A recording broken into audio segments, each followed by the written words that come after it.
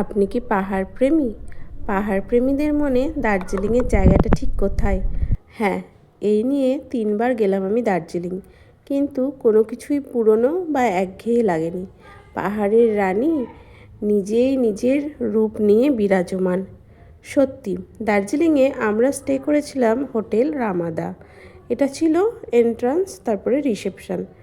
Well decorated একটা hotel ছিল, সমস্তটাই খুব ভালো ছিল। যদিও আমরা পৌঁছেছিলাম দুপুরবেলায়, আর তারপরে নাইট স্টে করে আবার পরদিন সকালে বেরিয়ে গিয়েছিলাম।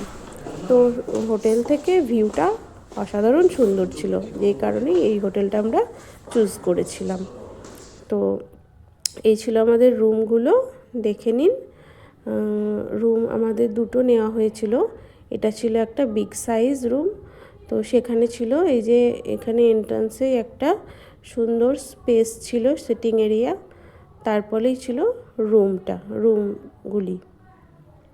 এই ভেতরে ঢুকেই সমস্ত কিছুই ছিল, যা যা থাকে আর কি।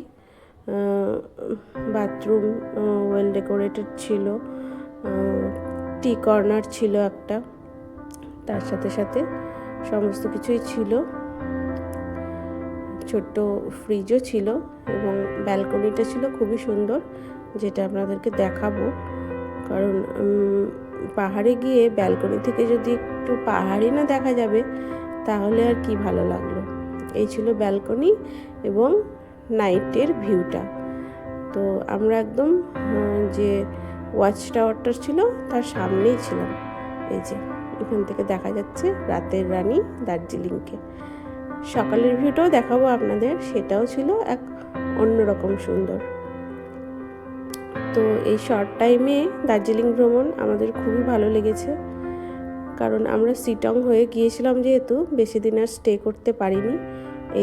এই ছিল মর্নিং ভিউ।